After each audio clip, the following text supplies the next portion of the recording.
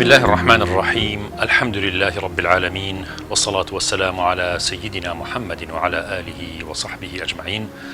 خۆشەویستانم سەلام و ڕەحمەت و بەرەکەتی خۆی گەورەتان لێبێت و جارێکتر لە بەرنامەی شیرینچا لە کەناڵی ئاسمانی پەیام بە خزمەتەوە بەڕێز و خۆشەویست گەشتینەوە.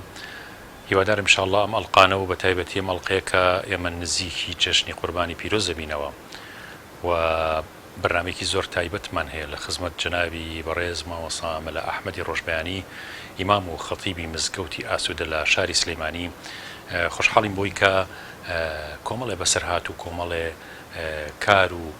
ئەرک و فەرمانی جەژن و باسەکانی واجباتی ئەم جەژنە مبارەکە و هەروەها کۆمەڵێ خێر و خێرات کە ضرورە لە جەژنە ئەنجام بدرێت و کە ئێستا مزگەوتەکانمان بەداخەوە کە داخراوە و چەندێ ئێمە بەڕاستی بێ ئیشتیاقی ئەوە بین و حەسبین کە مزگەوتەکانمان بکرێتەوە چونکە بێ بەشین لە ڕەحمەتێکی زۆر زۆر گەورە کە لە مزگەوتەکانە دەستمان کەوتەوە. مامۆستاکەن سەلام عەلەیکم. وعليكم السلام ورحمة الله وبركاته. جناي مامۆستا خەلیل ڕازی بێ یا رب. زەوەت یاخوا. هەر لە زووە مامۆستاکەن حەزەکەم لە خزمەتام بۆ بەرنامەیەک و الحەمدولله خۆی گەورە بەنسیبی کرد. خوا بەزیاوێ الحەمدولله سپاس بۆ خوای گەورە. بەرزاتان باتە یاخوا. مامۆستاکەن ئێستا مزگەوتەکانمان ئەوە چەند مانگێکە بەڕاستی یعنی هەر ئەگەر کەمێکیش کرابێتەوە لە ڕەمەزانە زۆر کەم بووە داخراوە کە ئەمەش بەهۆی ئەم باری نەخۆشی و ئەم حاڵەتی کە دروست بووە. بەڵام لەجێ ئەوەیە ئێمە بە وتارەکانمان و بە ڕاگەیاندنەکان و بە ئەو نەیتوانامان هەبێ بتوانین کە خەڵک وشیارکەینەوە لەوەی کە بەڕاستی سار نەبنەوە لە دینداری چونکە مزگەوت خۆی بۆ خۆی دینەمەوەی گەرمبوونەوەی خەڵکە. جەنابتان بۆ ئەم پێش ڕەمەزانە پێش قوربانە جەژنی قوربانە کە ئێمە ئەکەوینە کۆمەڵ ڕۆژێکی زۆر زۆر گەورەکە دە ڕۆژی ذوالحیجە وەکو دەشەوی قەدر وایە ئەم دە ڕۆژە چی بکەین باشە؟ بەناوی خۆی بەخشندە و میهرەبان درود و سەڵاو لەسەر گیانی پاکی پێغەمبەری ئازیز و خۆشەویست و نوری چاومان محەممەد المصطفى صلى الله تعالى عليه وسلم وعلى آله وأصحابه وأمته أجمعين. مامۆستای بەڕێز و خۆشەویست سەرەتا بە خێرهاتنتان ئەکەم و دەستخۆشی لەم برا ئازیز و خۆشەویستانە ئەکەم. سەڵاو و ڕێزی تایبەتیشمان هەیە بۆ بینەران و بیسەرانی ئەم کەناڵە پەیامدارە. لە حەقەتە ئێمە بەرەو ڕووی چەند ڕۆژێکی گەورە ئەبینەوە. پێم خۆشە بەوە دەست پێ بکەم کە خوای گەورە لە قورئانە چەندەها جار ئاماژەی بەوە داوە فەرموویەتی ئەڵڵەه خالیق کولی شەی، خوا خالق و بەدیهێنەری هەموو شتەکانە، بەڵام لەگەڵ ئەوەیشا فەزلی هەنێکی داوە بەسەر هەنێکی ترە. هەر خوای گەورەیە بەدیهێنەری ئاسمانەکانە بەڵام ئاسمانی حەوتەمی تایبەت کردووە بە بەیت المەعموورەوە. هەر خوای گەورە بەدیهێنەری ئەرزە و ئەوەی ژەناو ئەرزایە و هەموو پاچەکان و هەموو تەڕایی وشکایەکانی سەر زەوی، بەڵام سەیرەکەی فەزڵ و پلە و پایەی مەککە جیاوازە لەگەڵ شوێنەکانی ترە. خوای گەورە بەدیهێنەری زیندەوەرانە، سەیرەکەی خوای گەورە ڕێز و حورمەتێکی تایبەتی کردووە لە مرۆڤەکان، هەم لە جوانترین شێوە دروستی کردووە و هەم ڕێز و حورمەتی تایبەتیشی لێ کردووە. لەناو مرۆڤەکانە پێغەمبەران، لەناو پێغەمبەرانە پێغەمبەرانی ئولول العەزم، لەناو ئەوانە سەید و سەرداری پێغەمبەران کە پێغەمبەری ئازیزمانە صلی الله عليه وسلم. هەموو ئەوانە شتێکمان پێ ئەڵێن کە بەڕاستی خوای گەورە بەڵێ بەدیهێنەری هەموو شتەکانە، بەڵام فەزڵ و پلە و پایە و مەقامی داوە بە شتانێک بەسەر شتانێکی ترە. ئەم دە ڕۆژەیش لەناو ئەو ڕۆژانان کە خوای گەورە فەرقی هەیە لەگەڵ ڕۆژەکانی تراواتە، کۆمەڵێ مەقام هەیە، کۆمەڵێ ڕێز هەیە کە لەم ڕۆژانە گیراوە کە حەقوایە من و تۆی ئیماندار و هەموو بیسەران و بینەرانی ئەم پەیامە حەقوایە بەڕاستی ئێمە خۆمانی بۆ ئامادەکەین. چونکە فرسەتێکی گەورەیە، تیجارەتێکی گەورەیە مامۆستای بەڕێز کە لە بەدەستمانایە، چونکە پێغەمبەری ئازیزمان صلی الله عليه وسلم فەرموویەتی ئەفضەل ئەیامی دونیا، یعنی گەورەترین ڕۆژەکانی ژیانی عومرمان بریتە لەم دە ڕۆژە. حتى ما وصل أو آيتي أو سورتي والفجر سرداقي والفجر وليالي عشر حتى عند المفسرين أما جاكن ليالي العشر ما بس بي ذي الحجة والشفع والوتر والشفع والوتر ما بس بي روجي ديمو نهمي دروجي جام بەسەکەم ئەوەیە قوربان ئەم دە ڕۆژە هەم خوای گەورە لە قورئانە زیکری کردو ناوی هێناوە وەک تەکە جەنابەت خوێنتەوە و هەم پێغەمبەری ئازیزمان صلی الله عليه وسلم حورمەتی تایبەتی لێ کردووە، ڕێزی تایبەتی لێ کردووە بە چەندەها فەرموودە هەڵی ناوین بۆی من و تۆی ئیماندار هەوڵ بین ئەم فرسەتە گەورەمان لە دەست دەرنەچێت. هەموو ژیان مامۆستا فرسەتە، بەڵام لەناو ئەم فرسەتانەی ژیانە هەنێ فرسەتەیە بەڕاستی ئینسانی ئیماندار حەق وایە زۆر بە گرنگیەوە بۆی بڕوانێ، بە تایبەت یەکێک لەم فرسەتانە ئەمەیە. حتى ماوەسە ئەگەر کاتێک کە ئینسان ڕایە لەسەر شتێک بێتاقەتە بێ لی خۆی گەورە وەکو بەشێک لە حکمەتی ئەم ڕۆژانە ینی ڕاهاتوین لەسەرەوەی هەر بەردەوام نوێژمان کردو بەس خۆی گەورە فەرمای ئەدێ ئەم دە ڕۆژە باشتر بکەن باشتر بکەن تا ئەم خێرە گەورەتان دەستکەوێت. زۆر گرنگە بەڕاستی ئەمە ناوبەناو خی گەورە ئەم هەدیانەمان پێبەخشێ. تەبعاً معلومی جەنابتە ئێمە وەکو ئومەتی پێغەمبەر صلی الله علیه و سلم جیاواز لە ئومەتانی تر ڕێزێ زۆرمان لێگیراوە. كنتم خير أمة أخرجت للناس. ئەمە وەکو ئێمە وەکو ئومەتی پێغەمبەر صلی الله علیه و سلم ڕێزی کۆمەڵی ڕێزی تایبەتمەندیمان لێگیراوە. ئەمیش یەکێکە لەم ڕێزانە بەڕاستی ئەم دەڕۆژە کە بتوانین مەسەلەن تاعەتێکی زیاتری تیا بکەی، زیکرێکی زیاتری تیا بکەی، عیبادەتێکی زیاتری تیا بکەی. وەکو جەناب الفەرموود ئێمە ڕۆژانە ڕاهاتوین لەسەر پێش نوێژەکانمان بکەین، بەڵام کە یەتە ناو ئەم دەڕۆژەوە حەق وایە بەڕاستی نوێژەکانمان بە جوانتر بکەین، بە چاکتر بکەین، زیکرەکانمان بە باشتر بکەین،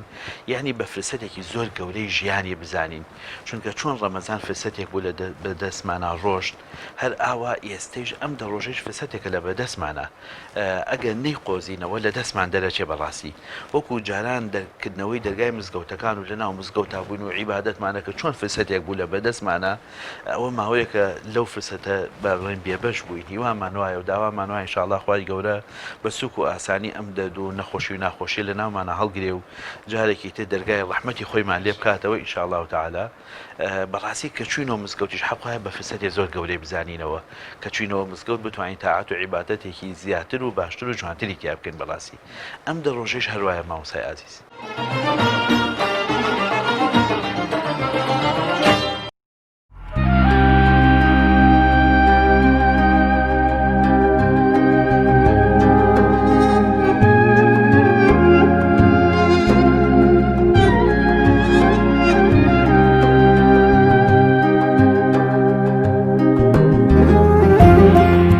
کاک ڕەفیق ئێستا بەرە جەژنانە بازارتان چۆن؟ وڵڵی مامۆستاگیان بازار نییە، سفرە منجا زوربێکی ناخۆشە ئەم پەتایە و ترخۆی گەورە ڕەحمان پێ بکە. ئەگەر بیرێ بێت جەژنەکانی تر جەژنی ڕەمەزان و قوربان ینی شێوەی بازار و داهاتی بازار چۆن بوو؟ ئەوسا زۆر باش بوو. ئەم کاتانە یعنی فریاوە کەوتی شت بێنیت و بیفرۆشی بەزی سێ بەخوا کەس هەر ناوێت شتیش کڕێ ئەمەشی بەخوا قەرزاری جملە چیەکان لە خوارەوە یعنی شەرمەزاری ئەوانیش بۆ خەڵکە گشتی نەکەم. بەس کاک ڕەفیق ئێستا لێرە وەڵەو کە ئەو ڕزقەتان نییە بەس ڕزقێکی تر خوا ئەیا بە ئینسان ئەوی شەوەیە کە مادەم پارەکەمان دەست ناکەوێت بەس ئیمکانێتێکی تری معنەوی گەورەمان بۆ قیامەتمان دەستکەوێت کە لێرە مەجاڵمان هەبێت تەسبیحات بکەین بە تایبەتی لەم دەڕۆژە دەڕۆژی ذیلحیجە دەڕۆژی نۆمینە زۆر گەورەیە ئەستەغفیرڵڵاه تەسبیحات دوعاکردن ئینشاءڵڵا ئینشاءڵڵا ئینشاءڵڵا مامۆستاگیان ئینشاءڵڵا شتیان بەخوای گەورە وڵای تر هەر لە عەرشەمان ساغ بێ سپاسی خوای گەورەکەن وەرە دنیا هەر بردنە مامۆستا پێویست بە پارە ناکات بڵێن وڵا پێویستمان بێتی ئەلحەمدولیلا پێویستمان پێی نییە بەس پێویستمان بە ڕەحمی ئەڵڵایە. وڵای مامۆستا ئەوە بازاڕێکی کە تۆی بینی چۆڵ هۆڵ ئارەوەڵا ڕزقێکی تر ئێمە باسەکەین کاویشەوەی لەم پێشوازی دەڕۆژەیە چونکە فەرمودەی پێغەمبەر صلی الله علیه و سلم کە دەڕۆژی ذیلحیجە وەک دەشەوی شەوەکانی قەدر وایە جا وەکو پارەکەمان دەست ناکەوێت خۆتوان شتێکمان بۆ قیامەت دەستکەوێت لا ئیلاها ئیلا الله وایە ئینشاءڵڵا بە حەول و قووەتی خواوە ئەوەی بسڵمان بێ مەجبورە بیکە ئەوەشی ئەوە ڕزقەکەیە لێوە خوارد بەڵێ بە تاکید ئەوەی دیکە دەرەچێ بەیانان خوای گەورە ڕزقەنێریە کە تۆ لە ماڵەکە دەرەچی خوای گەورە ڕزقەنێریە هەموو شتێ بەدەست خوایە ئێمەشە بێ ئینەکانی پێغەمبەر و خوای گەورە هەمووی تەطبیق بکەین. یەکێک لەو ڕزقە گەورانە ئەوەیە کە خوا ئەگەر بمان پارێزە لە منە خۆشیێم ڕزقێکی گەورەیە بە تاکید ئەرە وەڵا گەر ئێمە ئیمانمان بە قوت نەبێ وەکو خارجەمان لێتیە فەرموو قسەیەکە ئەو خارجە چی لێ هاتووە ڕۆژانە ئەو هەموو خەڵکیان لە خوای گەورە بەزیێ کوردستان لە چاوی خۆمان زۆر باشە. وەڵا حەمد و سەنا بۆ خواوردەوە لە خەریکە باشە بێ ئەگەر مەعاشەکە بن زۆر باشە بێ زۆر فەرقەکە بەزی سایشی وا هەیە نیەتی ئەبێ ئینسان چاویشی لەوانەوە بێ چیڵن بۆ دۆڵەمەنانی کە وەزعیان باشە دەوایم لێ یەکەم ئینشەڵڵا خوای گەورە جەزایان هاتەوە پاداشتیان ون نابێت لای خوای گەورە ئەوەی بە پێی ئیمکانێتی خۆی یارمەتی فەقیر با ئینشەڵڵا خوا بیخاتە بەر ئەجری قیامەتی. چی باشە لەم پێش ڕەمەزانە دەوڵەمەند بیکات لە قوربانی لە خێر چی باشە بیکات؟ وەڵڵای لە خێریش و لە قوربانەی بێ ڕۆژی جەژن بیکەی لە خێری جانم لە ئیساوە دەست پێ بکە ئایلەی وا هەیە 5 ناری پێ نییە دەست بەری مەبلەقی پارەی باتێ بۆ جلوبەرگی مناڵەکانی بۆ بەرەجەژنان بۆ خواردنیەک. حاج بادین تۆ لە ناو بازاڕەکەی خەڵکی فەقیر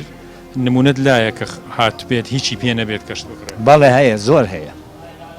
ئارەوەڵا زۆر هەیە زۆر هەیە امکانێتی نێنە وەڵڵاهی نیەتی فەقیر زۆر هەیە. لە ڕۆژەکانی نۆمینەیە چ خێرێک چ دوعایەک چ زیکرێک باشە ئینسان. وەڵڵاهی ئیسان بەس لە خوای گەورە بپارڕێتەوە بڵێ خوای گەورە دەرومان لێ بکاتەوە لە جەمیعی مسلمانان و لە ئێمەش ئینشاءڵڵا.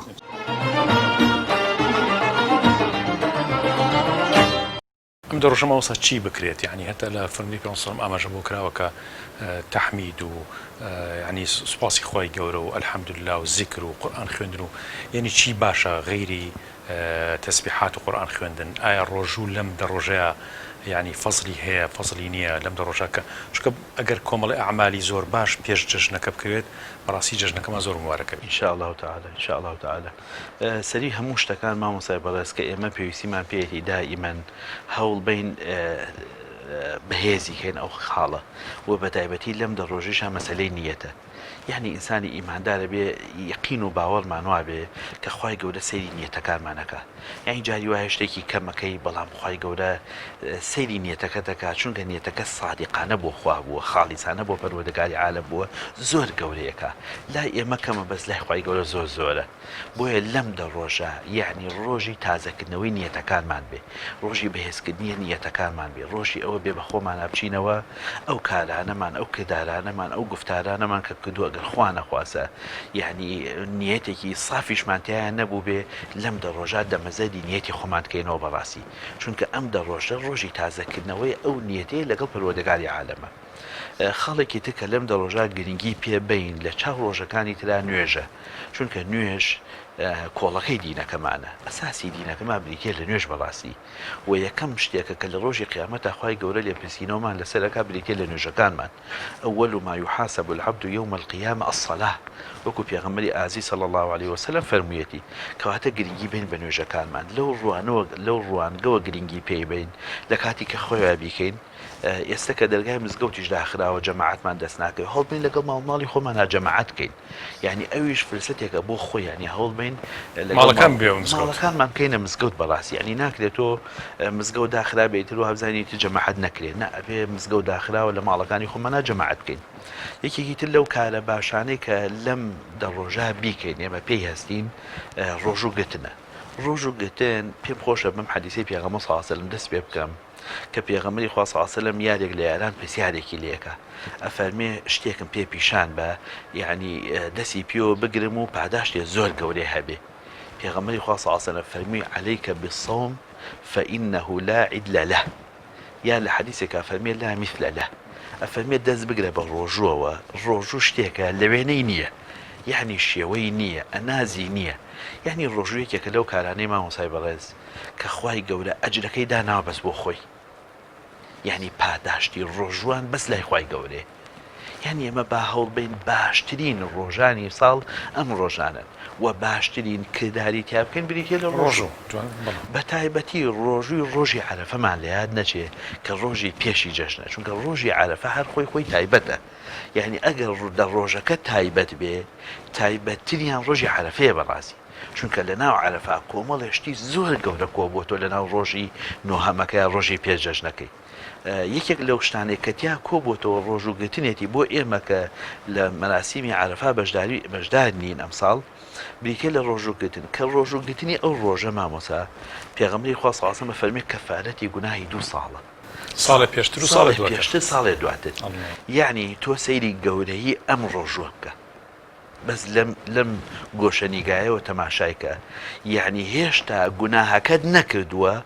خوای گەورە عەفوی کردووی لەبەر ڕۆژی عەرەفە ئێمە هێشتا مەسەلەن بۆ نمونە ئەمساڵ ئینشاءالله بە ئیزنی خوای گەورە ڕۆژی پێش ڕۆژی عەرەفە ڕۆژوەگرین یعنی گوناهی 2020 هێشتا نەمان کردووە 2021 هێشتا تێی نەکەوتوین بەڵام خوا لەبەر حورمەتی ڕۆژی ئەم ڕۆژە خوای گەورە عەفوی لێیاوە حتى ماوەسا ئەگەر ئەو ساڵە بڵین خەڵک یان لە حەجە یان لە ماڵەوە و دەستکەوتی حەجی دەست ناکرد خۆ ئەو تعویزەی بۆ ئێمە داناوە مادەم ناکەوینە کێوی عەرەفە و ئەو لەویا غوفرانمان دەستکەوە خوا لێت خۆشە بێ هی 2 ساڵ لێرە بەڵێ ینی گەورەیەکە لەوایە بەڵاستی ینی ئەمە چی ئەوێ ماوەسا شکری ئەوێ کە سوپاس بۆ ئەو خوایی ئەم نیعمەتەی پێداوی سوپاس بۆ ئەو خوایەی کە ئەم پێغەمبەرەی بۆ نادوین ئەم شتە جوانانەی بۆ باس کردوین ئەم هەلە زێڕینانەی قسۆتە بەردەستمان و سوپاسی خوای گەورەش بکەین کە یارمەتیمان با و تەوفیقمان با بتوانین ئەم هەلانە بقۆزینەوە بەڕاستی چونکە ئەمانە هەلن مامۆستا تەوفیقە مامۆستا تەوفیقە ئەگەر لە کاتی خۆیان لە کاتی خۆیان ینی لە دەستی کەسێک دەرچێ ئیتی تەویز ناکەوە بەڕاستی یعنی ئێمە چەند ساڵین چەند ساڵێک لەسەر ئەم شانوێ ژیانە ئەمین و لەناو ئەم چەند ساڵات چەند جارێک ڕۆژی عەرەفەی تایە ساڵێک تەنیا یەک ڕۆژی تایە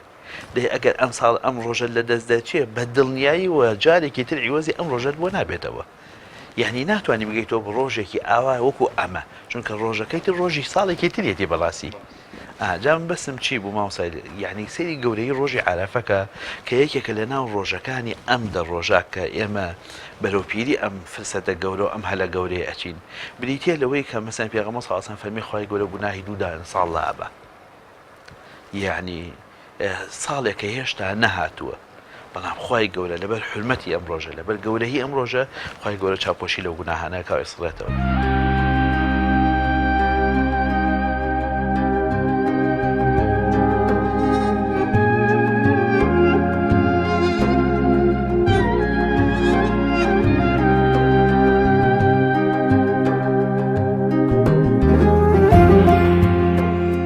ساڵ وڵای هیچ بازار نیە شۆڵە هەروە دووسێ سەبەب هەیە مەعاش نییە و نەخۆشیەکە لە ئارایە و ڕێگەی شارەکانی کە نییە خەڵک بێشت کرێت و بڕاتەوە و ئەوانە هەوڵی دەورە بینێ چیڵی بەو دەوڵەمەنانی کە وەزعیان باشە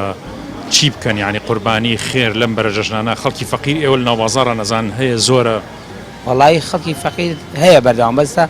کۆمەلگا بۆ بە دوو بەشەوە وەسەد نەماوە دەوڵەمەند سەری سەرەوە لەگەڵ فەقیر زۆر لە خوارەوە ئەوەی ئەو کاتەش کاتی قوربانەکە کەوێتە سەر خەڵکەکان خۆیان هەیە قوربانیەکە هەیە نایکە قوربانیە دەوری باشە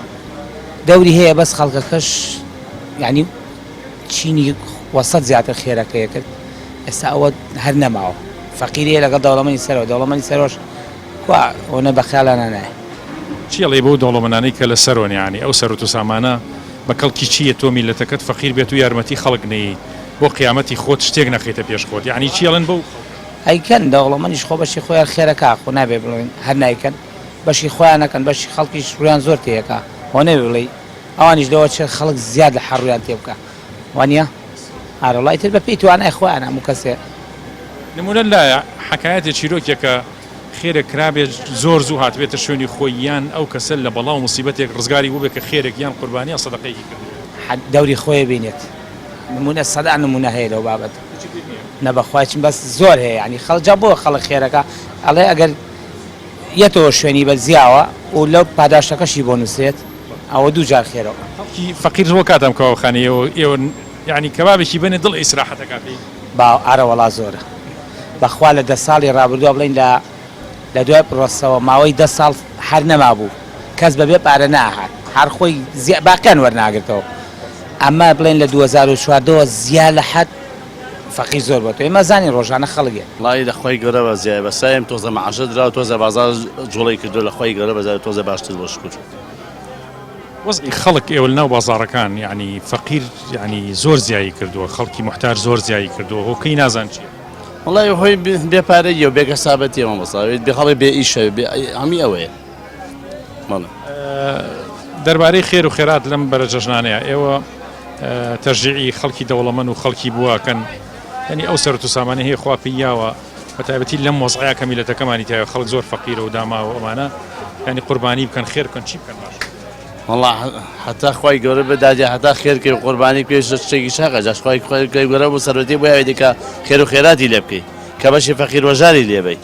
دیکە خوای گەورە بەداتێ باشە ئینشاڵڵا خێرایشی لێ بکەی بیستوتەکە یەکێ خێری کرد بێ یا خۆت کرد بێتێ خوا لە بەڵایە لە موسیبەتە لای یابی دییان زۆر باشتر هات بێتە شوێنی ئارە والله بەخوای گەورانجە بە هەزار قا بەدەنووسێ ئینشاڵڵا خێرێ بکەی ئارە والله خوای گەورە تا بۆ بکە خێر بکەی تا خێر و پیا و چاقەتی بکەی بکەمە جەژنی قوربان زیاتر بڵین لە کۆتاییەکانە 4 ڕۆژی ئەخیری 5 ڕۆژی ئەخیری خەڵکی بۆ ڕاکە خەڵکی واری عەرەفە بیرەکە دەڵەکەی جەژنە چکە وەک ڕەمەزان نییە لە یەکەوە حسابیکە خەڵک بە ڕۆژوو بێت ئەتەوەزا بوورەکەش فەرقی ئەم کەرەنتینە و نەخۆشیەوە تۆزە تەسیری هەیە بەڵام هەر بەشی خۆی هەر جەژ نەکرێت و بەردامی شەکەمان هەرەوەی خەڵک چکرێت تووشینی ئەبا بەردەوام بەڵام لەگەڵ 4 ساڵانە زۆری فەرقە چیڵێن بەو خەڵکانەی بڵین خوا بەزای خوا پێداون و دەوڵەمەند نۆزعان باشە بەتابەتی بۆ قوربانیکردن بۆ خێرکردن بە فەقیر و خەڵکێکی زۆری سەفەقیرە ئەنی چینی وەسەڵ زۆر کەم بۆ تۆ چینێکی سەرۆ هەیە و چینێکی خواری خوارەوە هەیە یعنی چی تەرجیعێکی خەڵکەکەن خەڵک زۆر فەقیرەوە لە بازاڕەکان نەزانن خەڵکی زۆر فەقیر زیادی کردووە کەمی کرد بە دڵنیاییەوە یعنی ئێمە کە وەک لە دەمێکە لە بازار نەمیشە بەردەوام ساڵانە مەجموعەی خەڵک بەردەوام ئەزانین یعنی هۆکارەکەشی چییە بێم بووچەیەکەیە سەرەکی یعنی ئێستا نەخۆشە بڕواکە تەسیری نییە من دەمێکە ئەو قسەیەم کردووە یعنی خەڵک سڵ لە نەخۆشەکە ناکاتەوە بێم بووچەکە تەسیری لەسەر بازار بڕواکە من لە جێوی گەرمایە ئەم کاتانە من کاتی ئەوم نەبوو یعنی ئێستا بڵێم قابلەکەم یا دانیشم یا بۆسم ئێمە لە ئامادەباشیە بووین بۆ بابەتی تازەمانە هێنا لەم گەرمایەشە کە جەژێکەوتە لەم گەرمان هەموو کات هەموو ساڵێ بەڵام ئێستا بەردەوام ئەبینم زیاتر بڕواکە خەڵک هەیە ینی کە ئێدە ئێستا نیو کیلۆ یعنی حسابیەوە ناکە خۆمە زانم کە پینیە لە نیو کیلۆ بەرە هیچ جەژنی پێشووترم ماوە یعنی تۆ نیو کیلۆ بەرێت مەودای جەژنی قوربان و ڕەمەزان دوومان گەبێ هەر تەواوە بێ یعنی 4 ماڵ 5 ماڵ هەبێ لە ماڵێکە هەر تەواوە بێ بەڵام ئێمە خۆمان خەڵکەکان ئەزانین چۆنە بەڵام بەعام سواز بە خەڵکێ بەخوا لێرەتر هاوکاری ئەکرێ بەعام یعنی یەکێک بە تەنیشتی وەستەیە هەستیەوەی تیا چ بابەتەکانی ئێمە زۆر گران نییە دوعا چ کاریگەریەکی هەیە لەم ڕۆژانەکەونە مبارەکە مامۆسای خۆشەویست تەوبە ئەمە یەکێکە لەو شتانەیە کە بەڕاستی ئێمە کەم تەرخەمینتیایە لەو ڕوانگەوە کەم تەرخەمینتیایە کە کاتێک کە خۆمان بی لە فەرمودێکی پێغەمبەری ئازیزەکەینەوە صلی الله عليه وسلم ئەو کاتە زانین کە خۆمان کەم تەرخەمین ئێمە لە بواری تەوبەیە مثلا پێغەمبەری ئازیزمان صلی الله عليه وسلم لە فەرمودەیەکە فەرموویەتی یا أيها الناس توبوا إلى الله والله إني لأتوب إلى الله في يوم أكثر من 100 مرة أفرمي خلقنا بقرينا ولا إخوة والله من روجانا زيادة لسروي صجة لقرينا ولا إخوة ما هو سايخو شويست ئەگەر ئێمە سەیرێکی پێغەمبەری ئازیزکەین بەو هەموو مەقامەوە بەو هەموو پلەپایەوە بەو هەموو ڕێزەوە بەو هەموو حرمەتەی لێی گیراوە بەو هەموو عیبادەتەیوە بەو هەموو بەخشینەیەوە بەو هەموو نوێژەیەوە بۆ مەقامی لای خوا بە نبووەت مەقامی لای خوا بە نبووەت بەو مەقامی کە سەییدی ئەولادی ئادەمە ڕۆژێ سەروی 100 جار ئەو ئەفەرمێ ئەکثر من 100 مرة سەروی 100 جار ئەیا لە دەرگای تەوبەی خوا ڕۆسەروی 100 جادا لە دەرگای تەوبە ئەی ئێمە بەم هەموو گوناهەوە ئەی ئێمە بەم هەموو خەتاوە ئەی ئێمە بەم هەموو شکاندنی سنوورەکانەوە ئەبێ ئێمە چەندێ پێویستیمان بەو تەوبە هەبێ بەڵام زۆر بەداخەوە زۆر کەمە گەڕێنەوە بۆ لای خوا وازانین تەوبەکردن بەسە بێ لە کاتی مردنا بێ لە کاتی نەخۆش و ناخۆشیەکە بێ یا یعنی کەمە گەڕێنەوە بۆ لای خوا دەی لە کاتێکا پێغەمبەر صلی الله علیه وسلم ڕۆژانە سەروی 100 جار تەوبە کردووە ئەم دە ڕۆژە فرسەتێکی زۆر گەورەیە مامۆستا بۆ تەوبە و گەڕانەوە چونکە ئینسان با لەو دەرگای پەروەردگاری عالەمە بۆ تەوبە و گەڕانەوە فرسەتێکە بەڕاستی لەم دە ڕۆژە ئێمە هەوڵ بین ببەخشین مامۆستا بەخشین یەکێکە لەو کارە گەورانەی کە بەڕاستی ئەجر و پاداشتێکی زۆری تیا دەسەکەوێ لەلایەن ئێمەوە دەستمان دەکەوێت لای خوای گەورە پاداشتێک گەورەمانێتەوە کە تۆ ماڵێکی کەم ئەبەخشی بەڵام لای خوای گەورە زۆر زۆرە بە تایبەتی ئالم ڕۆژیشە مامۆستا کە فەقیری و هەژاری و کەم ئیشی و کەم کاسبی مەسەن کابرا دوکانێکیشی هەیە و دوکانێکیشی داناوە بەیانی ئەڕوا تا ئێوارە سێرەکەی ئەوەنە نایێنێتەوە کە با بڵێن دڵی مناڵەکانی خۆشکا و کرێ دوکانەکەی لەسەر کەوێ و قازانجێکیشکا ینی ئەوەنە نایێنێتەوە یعنی فەقیرێکە وەکو بارانی بەهار باریوە بەسەر هەر هەموویە مامۆستا بەسەر موچەخۆرە بەسەر کرێکارە بەسەر دوکاندارە بەسەر کڕیارە بەسەر فرۆشیارە بەسەر هەر هەمومانە فەقیری و هەژاری و پێویستی محتاجەکە باڵی کێشاوە بەسەرمانە بۆیە ئەلەم ڕۆژە فرسەتێکی زۆر گەورەیە بۆ ئەو کەسانێک کە خوای گەورە پێیاون بۆ ئەو کەسانێک کە خوای گەورە سەروەت و سامانێکی پێداون کە بەو سەروەت و سامانە تاقییان نەکاتەوە کە بەو سەروەت و سامانە امتیحانیان نەکات بە دڵنیاییەوە حیسابی دینار بە دینار و درهەم بە درهەمیان لەگەڵا کرێ گومانی کاری ئەوەی من نمونەیەکم بیرکەوتەوە حەزەکەم نمونەکەی شەڵام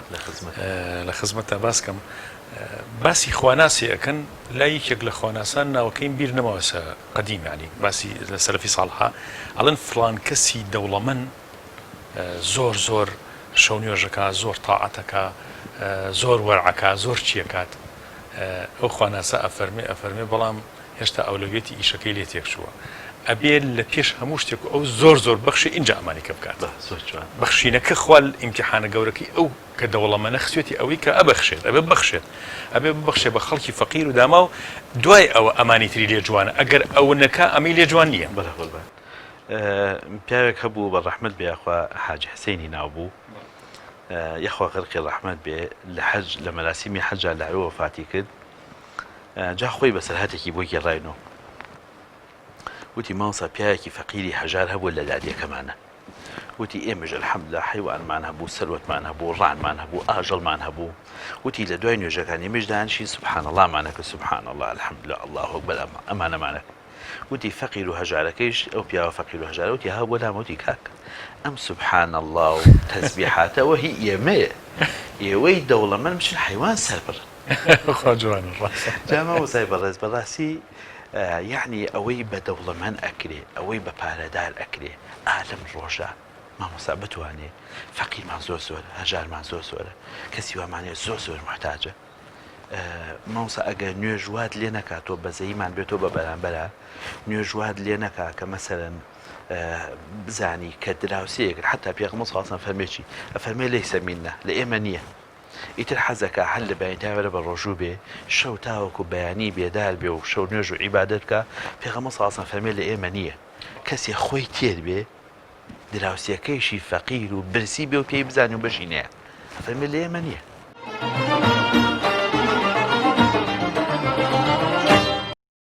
ئەڵێ ساڵ بە ساڵ خۆزکەم بەپار لە یعنی ساڵانی کە باشتر بوو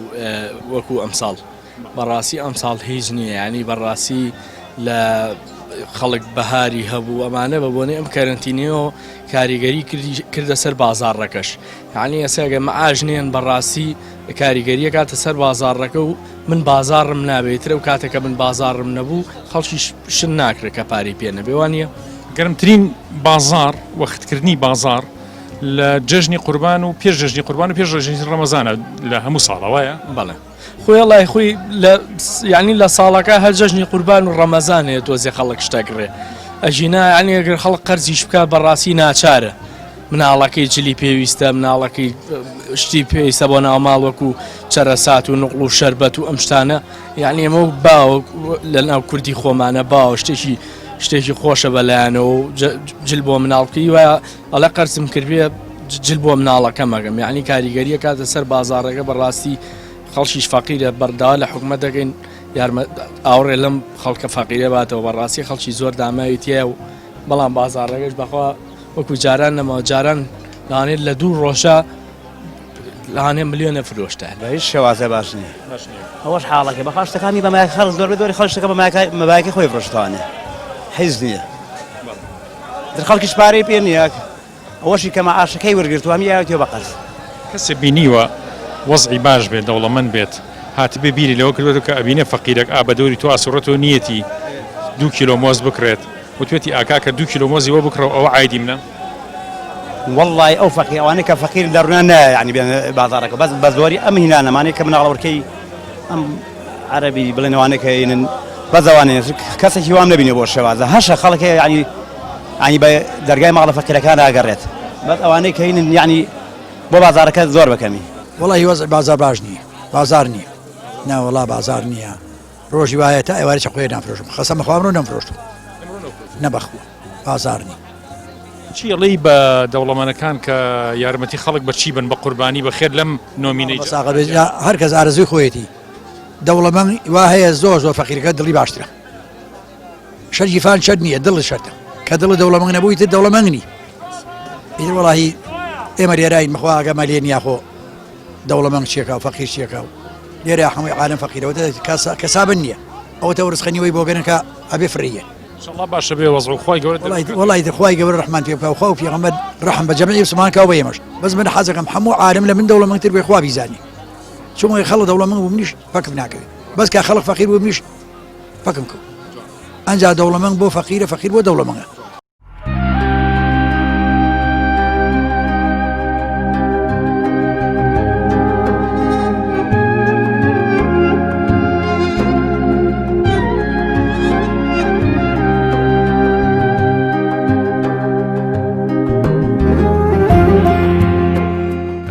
مامۆستاگیان ئێمە لە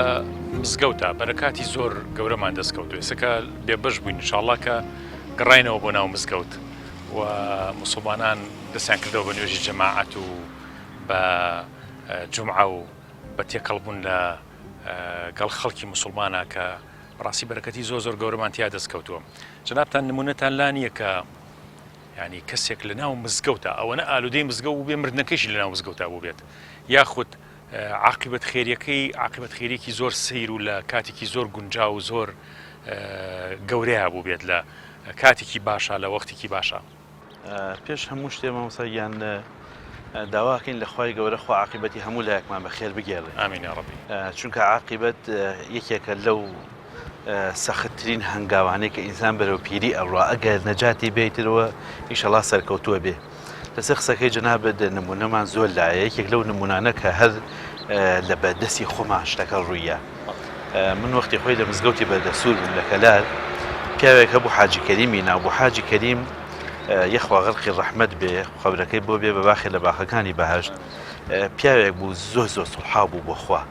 و زۆر ئەهلی مزگەوت بوو و لەگەڵ ئەوە خزمەتکارێکی بێ بەرامبەری ماندوونە ناسی مزگەوت بوو. ماوەسا ئەم پیاوە هەر لە بەیانی تا ئێوەرە بە دەوری مزگەوتا بوو. ئەوە نە عاشقی مزگەوت بوو ئەوە نە حەزی لە مزگەوت بوو ئەوە نە بە دەوری مزگەوتا بوو وەکو جەناب فەرمی ئیرادەی خوای گەورەوە بوو منەکەشی لە ناو مزگەوتە.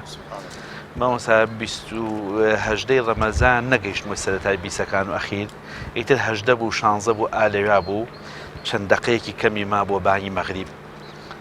خەیرێکی ئەنجامدا ئەویش بردننی کۆمەڵێ خورما بوو بۆ ماڵێکی یەتیم کۆمەڵێ بێناز بوون دوایی هاتەوە لە پاڵ نادانیشتمیش لەبەر دەرگاکدانی وەستا بوون بە پێوە ئەویش لە خوار منۆ دانیشت بوو ئاو خورماوشتەکانیان دانابوو هەمووی لەوانەیە 2 دقەیە 3 دقەیەکی مابووی تەمان ئەم پیاوە بەربان یعنی ئەم پیاوە لە دوای ئەو عاقبەت خێریەوە کە لە ناو مزگەوتایە زبانی بە ڕۆژووەیە دەستی لەو خێرە گەورا بوو یعنی چەند دقەیەکی کەمی ماوە بەربام و ئەلۆ کاتەوە فاتی کرد یعنی ئەمریکێکە لەو نمونانەی کە بەڕاستی ئینسانی ئیماندار هەوڵ بە مامۆسا دایمە دەستمان لە باشالێ چونکە کە لەو باشا لەوانەیە ئێمە دەستمان لەو باشە و وەفاتکەیت ئەوەی تو خۆی بۆ خۆی بێتە عاقبەت خێرێکی گەورە ئەبێتە خەڵاتێکی گەورە کە بەڕاستی خوای گەورە ئاوت باتێ و زبانێ بە ڕۆژوو بێ و دەستی لە خەیرا بێ و الحەمدولله ئێمە شایەتی بۆ یەدەی چەند ساڵ کە ئێمە لە خزمەتیا بووینەوەیش لە خزمەتی ئەو مزگەوتا بووە بەڕاستی پیاوێک بوو هەل لە بەیانی تا ئێوارە دەستی لە خێرا بوو دەستی لە مزگەوتا بوو بەتایبەتی مزگەوت مامۆستا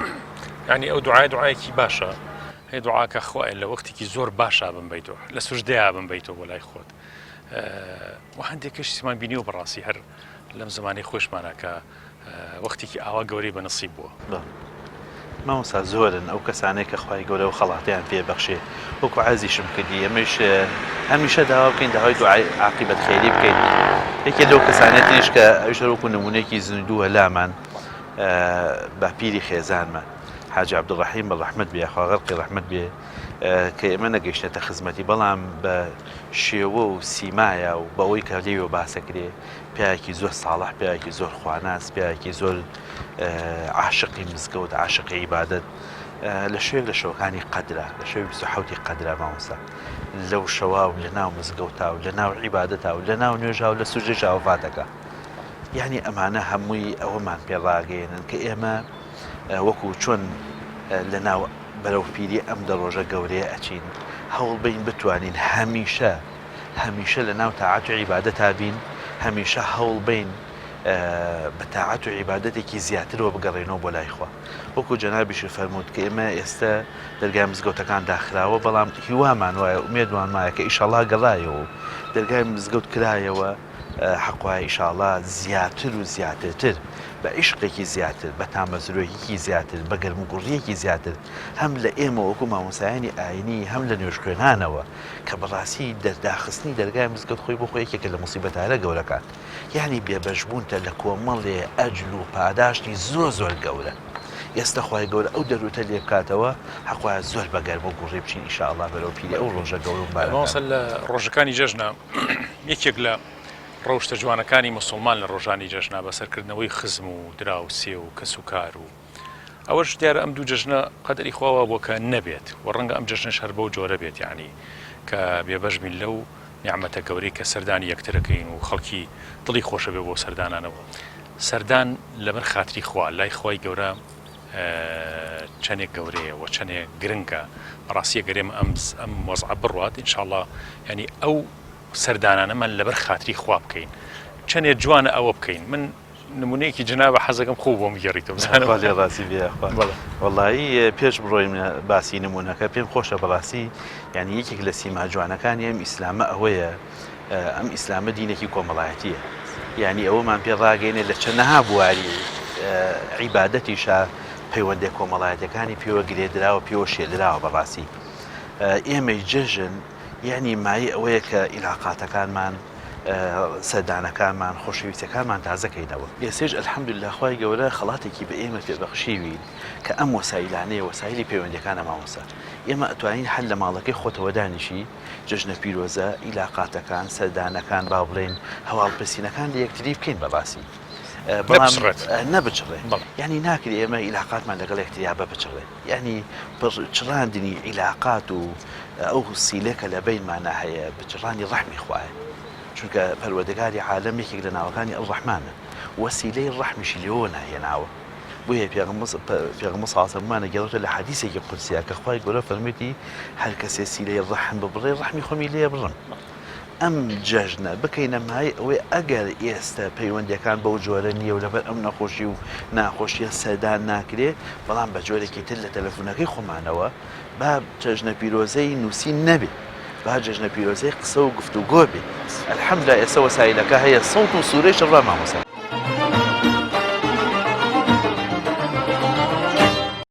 وڵای مامۆستا بەعام تقریبا بازار کزە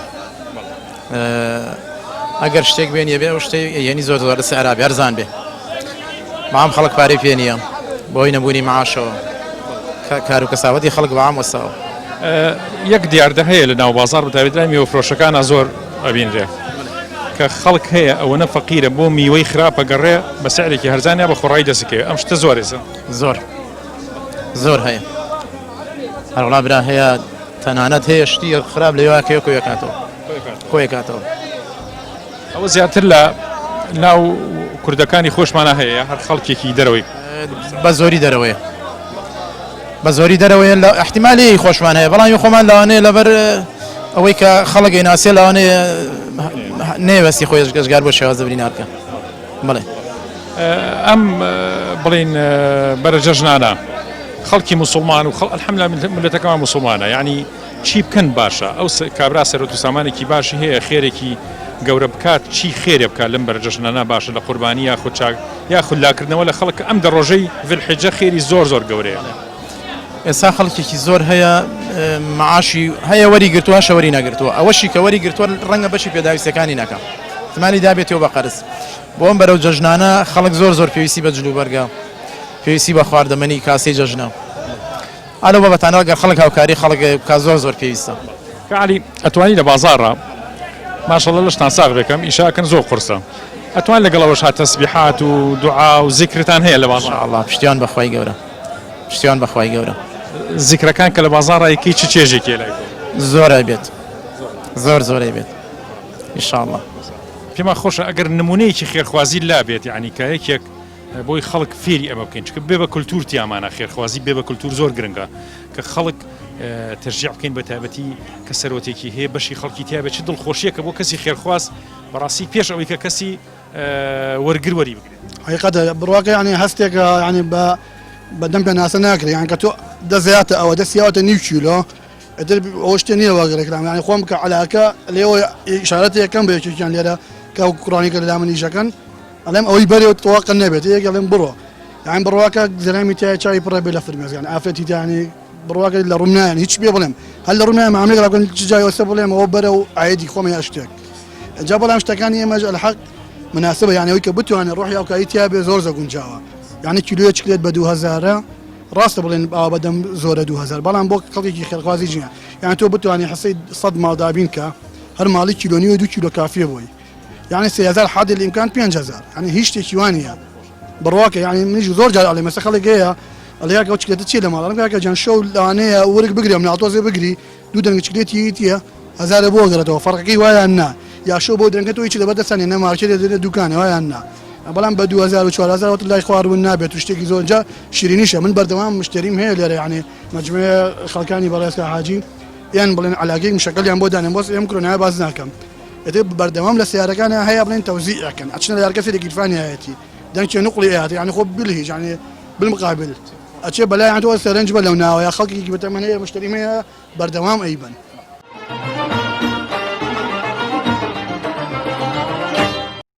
مامۆستا ساڵەکانی 2000 بوو مامۆسایەکی زۆر خۆشەویست و ئازیزم هەیە هەم مامۆسایشم بوو هەم ڕەفیقیشم ناوی مامۆستا مەلا مححمودە دکتۆر مححمود زمناکۆیی ناوەی سەر لە هەولێر دانیشێت ئەو کاتیش هەر لە هەولێر بوو ساڵی 2000 بوو ئەم وەسائلی تەلەفۆنەمانە مۆبایل نەبوو کاتە ئێمەش لە حەقەتە حەزمان لە سەردانێک بوو بچین بۆ ماڵیان ماڵمان لە کەلار بوو بەیانیانی قەدەری خوای گەورە سواری پاس بووین و هاتینە سلێمانی و لە سلێمانی و سواری پاس بوون بۆ هەولێر کە چوینە هەولێر بەبێ ئەوەی ماڵیان بزانین مامۆستا چونکە هیوانمان وای ئینشاڵڵا نیەتەکەمان خالیسانە بوو بێ بۆ خوای گەورە و خوای گەورە لێ شێخەبڵ کردی بێتین و خوای گەورە پاداشی و مامۆستا بەڕێزیش باتەوە بەڕاستی مامۆستا چوینە هەولێر من و خێزانم بووین تقریبان سەعات دەوری 2 و گەیشتە ناو هەولێر دابەزین بەبێ ئەوەی ماڵیان بزانی لەکوێیە بەڵام هینێکمان دا نابوو لە خەیاڵی خۆمانە بچینە مزگەوتێک کە مزگەوتی مامۆستا سەید ئەحمەد بووتمان لەوێەوە لەوانەیە ماڵیان بدۆزینەوە لە ڕێ ئەوانەوە لە ڕێ مامۆستا سەید ئەحمەد لەوانەیە ماڵیان بدۆزینەوە یعنی ئەومان لە پلانا بوو بەڵام کە لە پاسەکە دابەزین چەند دوکانێکی سادەمەنی هەبوو چوینە یەکێک لە دوکانەکان کە چوینە یەکێک لە دوکانەکان سادەمەنی و شربەت و ئەمانەمان خوارد لە دوای سەلام و ئەمانەمان کرد لە یەکتری لەگەڵ دوکاندارەکە کوڕێکی گەنج بوو وتی مامۆستا غەریبی وتم وەڵا لە گەرمیانەوە هاتووم وتی ئەی خەیرە بۆچی هاتووت وەڵا مامۆسایەکی ڕەفیقم لێرێ هاتووم سەردانی کێکەوە وتی کێ مامۆساکە منیش چۆن بڵی تەسەورم نەکرد بیناسی هەر بەلایە دەچوو بیناسی گەرم نەبووی لە جواب گەرم نەبووم لە حەقەدا وتم کاکە لەوانەیە نەیناسی مامۆسایەکی ئاینیە وتی ئەی مامۆستا ئێمەش خەڵکە ناسین و بشکم بیناسم وتم کاکە وەڵا ناوی مامۆستا مەلا مححمودە خەڵکی هەڵەبجەیە یەک تۆز وەستا و وتی خێزانەکەی ناوی ڕوقیخانە وتم بەڵێ وتی کچێکی بچکۆلانیشیان هەیە ناوی ڕۆزیە وتم بەڵێ وتی وەڵی مامۆستا کرێکی ماڵ باوکمە شارە مامۆستا خوا عەلیمە لەبانی سەر مامۆستا وەکو کەسێک چۆن کارەبا بیکرا ئەوە وەستێ وەقفەیەکمان کرد و بیرم لەم دەسەڵاتی خوای گەورە کردەوە کە چۆن خوای گەورە سەهلی کرد بۆمان مامۆستا ئیتر خوالی ڕازی بێ ئەو کاکە گەنجەلەوانی ئێستا گوێشی لێم بێ بەس من نایناسمەوە بەڵام بە دڵنیایەوە دوعای خەیری بۆکەم خوا پاداشتی باتەوە مامۆستا ئێمە شەر بە دوشتەکەمانە خوادەوە نەمانزانی تەکسیەکی هێنا لەبەر دوکانەکە وەستاندی وا ئەزانم تەکسێکە ئاشنایی بوو ئاشنای دوکاندارەکە بوو چونکە هەر ئەو تەکسیە سواری کردین بەبێ ئەوەی ئێمە پرسیاری لێ بکەین و بەبێ ئەوەی پرسیارمان لێ بکات بدینە بەر دەرگای ماڵ مامۆستا مەلا مححمود تەسەور دەکەم نیو سەعاتێک گەڕا بێ بەناو هەولێرە تا چوو دۆزیەوە بەبێ ئەوەی خۆشی پرسیارێ بکە چونکە وا ئەزانم کابرای دوکانداری ئەناسی کە دامان لە دەرگای ماڵ مامۆستا مححمود زۆر مفاجعە بوو بۆی مامۆستا مەبەستم سەردانە لە حەقەتە مامۆستا شت لەسەر نیەت وەستاوە مامۆستا نیەتمان هەبێ بە دڵنیاییەوە خوا کارمان بۆ ئاسانەکە خوا ئیشمان بۆ ئاسانەکە بەس نیەتەکەمان سادقانە و ساڵحانە بێ بۆ خوای گەورە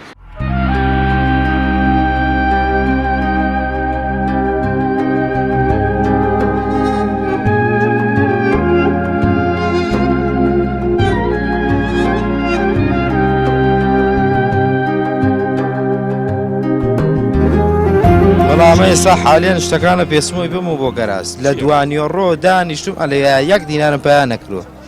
ئێستا وا سەعات چەندێکە ئێستا دنیا تاریک نە بۆ بانگی نەفەرمووا منە ڕۆم و پێڵاو شت چاکەمە لە مەزگەوتی گەورە ڕۆژی وایە 2000 3000 پەیاکەین بەڕاستی یەک بێئیشیەکە ئەو سەری دیار نییە پێش ئەمۆزعوا بوو یا هەر وەڵی پێش ئەمۆزعە کە وای لێ هاو بازار دووەنێکە خراپتر بووە ئێستا هەر بازار هیچ بەسەر نەما چیەڵی بە ئەوانەی کە شکر ئیمکانێتیان هەیە وەزعان باشە کە بەتایبەتی لەم پێشجەژنا چ خێر و خێراتیە بکەن چ قوربانیە بکەن وەڵی من ئەوم لە خوای گەورەوەی هەموو کەس دۆڵەمەند بێچکە یارمەتی فەقیرەکەیە شت لەسەر بوو نەکرێکەن تۆ نەو بێت ناتوانێ ئەو کاری کەس من داواکارم لە خوای گەورە خی گەورە ڕسقی هەموو عالم بێت چکە فەقیرەکەشی سفادەی لێغا ئیشەڵا ئەوانەی کە سەرمایهدارن دۆڵەمەندن چایە بە خۆیان بخشێن نۆسەی ئەم لاولای خۆیان کەن بزان فەقیر هەیە لەم بازارە ڕۆژانێمە لەم مزگەوتی گەورەی ئەیبینین زەلام هەیە پارەی ناخواردنێکی پێ نییە بەخوا جارێ ئەمەم تەکیەکە کرابووە لێرەیە ئەمە باش بووە فەقیر بڕوان پێ بکە ئاوا بۆ خۆم چوم بۆ نوێژ ئەو کاتە سێرم کردووە 150 نەفەرم بژاردو بۆ قاپێ نیسک بۆ قاپێ نیسک وەستاوە ئەی دۆڵەمەنەکان بۆ خاتری خوا ئەمانەتان لەبەر چاو بێ خۆتان وەرنە دەرەوە شت ببینین ئەم لاکەن ئەو لاکەن بۆ قاپێ نیسک وەڵی لە هەر شوێنێ بی خۆی بای 1000 دینارە بە ئاو چایەکی شەو لە هەموو گەڕێکی کیشە ئەم فەقیرە زۆرە هەیە ئەم فەقیرە لە هەموو شوێنێکە هەیە تێگەی برای خۆم اینجا داواکارم بەشکم بۆم جەژنە دڵی خەڵک خۆشکەن چیەڵی بەو دەوڵەمەندانی کە بە تایبەتی کە سەرۆتێکی باشیان هەیە لا لە خەڵک بکەنەوە یعنی قوربانی بکەن خێر بکەن پارە برن بۆ بێ باوک و خەڵک دراوسێ و کەسوکاری خۆیان زۆرێک هەیە کە فەقیرە بچنە ماڵەکانیان چیان بۆ بکەن لە بەرژە بەڕاستی هیوایە نانی شەوی نییە داوا لە خەڵکی سەرمایهدار و دەوڵەمەندەکەم ئاوڕێ لە خەڵکی هەتی بات و بەڕاستی هەچ کەسێ بێ باوک بێ بەڕاستی بێ باوشی زۆر ناخۆش ئەرکەکە چێتە سەر ئەو برایی کە لە ماڵەکەە یا چێتە سەر ئەو کوڕیل کە لە ماڵەکە یا چێتە سەر دایکەکەی کە لە ماڵەکە بەڕاستی هیوایە کری 3 مانگینەیە و کری 6 مانگینە بەڕاستی ئەمە خێرێکی گەورەی ئەگەر یارمەتی ئەو خەڵکە بن بەڕاستی قەیچێکاکری 6 مانگە کری 3 مانگی بۆ بە یارمەتی بە کری 6 مانگ نمونە لایە کە زۆر خەڵکی داما و فەقیر وەڵای وەکو نمونە ئارە وەڵا نمونەم لایە من خۆم ئێستا هیوایە بێوەشنە هیوایە یعنی مناڵی هەتیوی لە ڕقم تەلەفۆنەکەشمە نووسم هەچ کەسێک هاوکاریشی هەبوو بێنێ بۆ کاک حاجی لای کاک حاجی بۆی دانێ بەڕاستی لە خۆم خەڵکی کانیگۆمەم بەڕاستی لەو کانیگۆمێ خەڵکی وایتیان نانی شەوی نییە داوا لە خەڵکی دەوڵەمەندەکەم و خەڵکی بەڕێزەکەم داوا لە خەڵکی بەڕێز و سەرمایهدارەکەم ئەگەر پارەیشان هەبێ بڕێک زەکاتیان هەبێ بێنن بۆ ئەو ماڵە هەتی و ئەو ماڵە هەژارانی کە پێویستیان پێێتی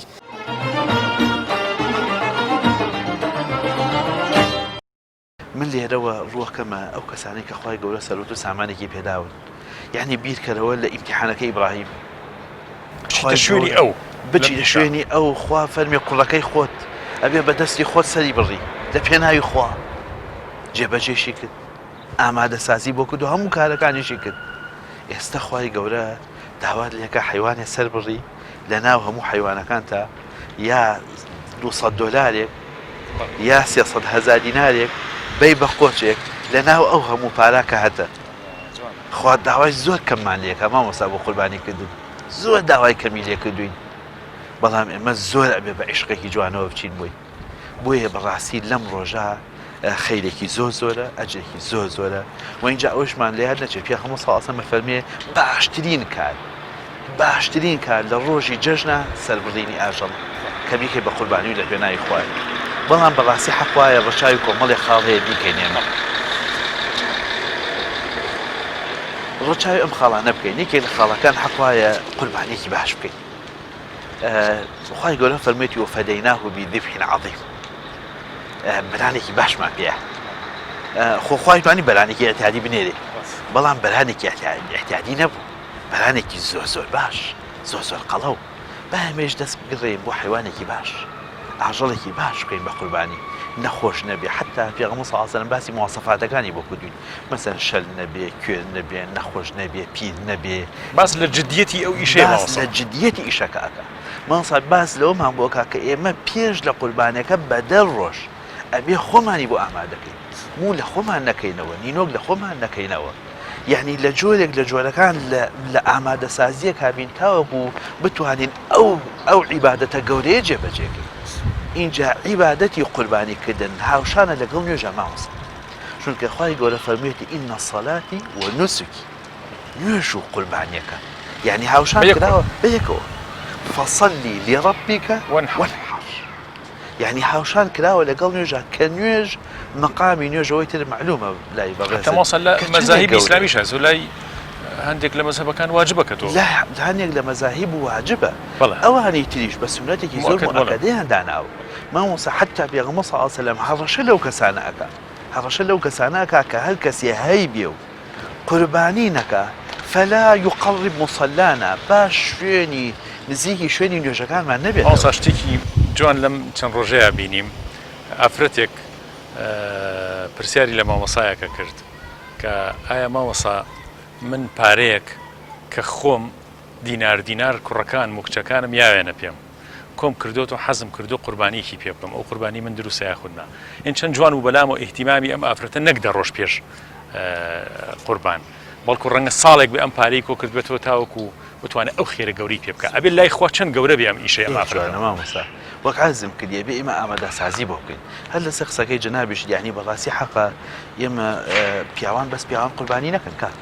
با خوشکە بەڕێزەکانیش قوربانی بکەن چەند خۆشە مەسەلەن هاوسەرێک پیاوێک لە ماڵە مەسەن ئەم ساڵ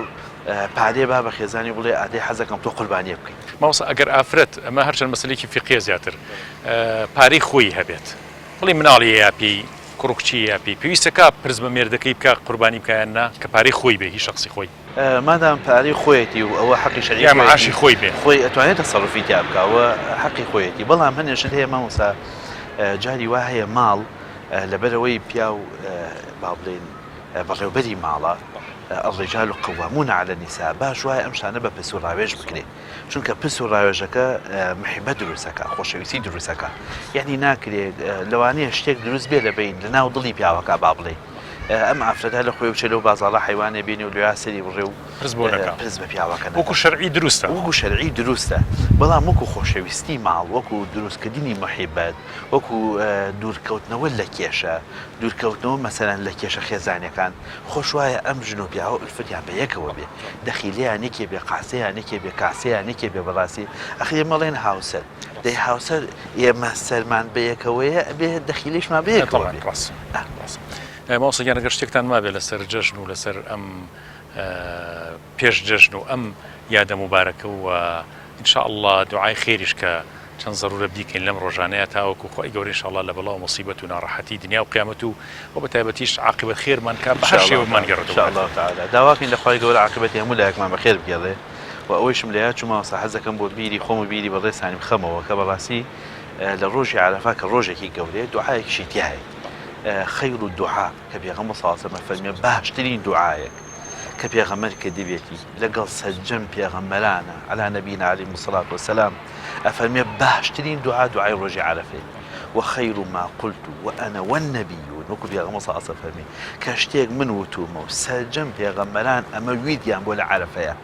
لا إله إلا الله وحده لا شريك له أو شي على قول حقوا لو رجع زوزو دوبالي كينو مامۆستا من زۆر دەستخۆشیتان لێ یەکەم دەستخۆشی لەم کاکە ئازیز و خۆشەویستانە ئەەکەم و دەستخۆشیش لەو برا ئازیز و خۆشەویستانە ئەەکەم کە ئەتوانن ئەم سونەتە گەورەی قوربانی زیندووکەنەوە و داواشیان لێکم لە ئادابە جوانەکانی قوربانیە زیاتر گرنگی پێبن مەسەلەن لە پاک و خاوێنیە لە ئاژەڵێکی باشە مەسەلەن حتا لە شوێنێکا سەرێ بڕە شوێنێکی باش بێ نەبێ بە ئەزیێت بۆ هاوسی و هاوماڵی و لەگەڵ ئەوەشە دوعایش یەکێکە لەو سیلاحە بە قووەتان یەکێکە لەو چەکە بە قووەتانە هەمیشە بۆ خۆمان بەکاری بێنین و هەم بۆ موسڵمانانیش بەکاری بێنین بۆ یە کۆتایەکەی بۆ وێنین داواکەین لە خوای گەورە خوا عاقبەتمان بەخێر بگێڕێ خوا ڕووی ڕەحمەتی خۆیمان تێ بکە خوای گەورە لەم نەخۆشی و ناخۆشیە هەموومان بپارێزێ و ئەوانشمان کە نەخۆشە خوای گەورە شیفای خەیریان باو و دەرگای مزگەوتەکانیشمان لێ کرێتەوە ئینشاءالله تعالی و جارێکی تر مزگەوتەکانمان بە بێنازی نەبینینەوە ئینشاءالله تعالی و خوای گەورە خێر لە خێرکاران قبول کە ئینشاءالله و پاداشتی ئەوەش باتەوە خۆشەویستانم لێرەدا بەرە و پایانی بەرنامەی شیرین چای ئەم شەومان ڕۆشتین ڕێز و سوپاس و تەقدیری گەورەمان بۆ جەنابی مامۆسا مەلا ئەحمەدی ڕۆژبەیانی ئیمام و خەتیبی مزگەوتی ئاسوودە لە شاری سلەیمانی خۆی گەورە پاداشتی باتەوە کە بەشداری کردین لە ئەم باسە زۆر گرنگی پێش جەژنی قوربان و ئەو گرنگی کە ئەبێ ئەمە پێی بین بەم جەژنە مبارەکە خۆی گەورە ئینشاءالله جەژنیش لە هەموو لایەکتان قبول بکات و ئەم ڕۆژانەی ذی الحجەش ئینشاءالله لە هەموو لایە وەربگرێت مامۆستاگیان زۆر سوپاسانەکەین. سپاس مامۆستاگیان سبحان ربك رب العزة عما يصفون وسلام على المرسلين والحمد لله رب العالمين والسلام عليكم ورحمة الله وبركاته. خواتنا لقل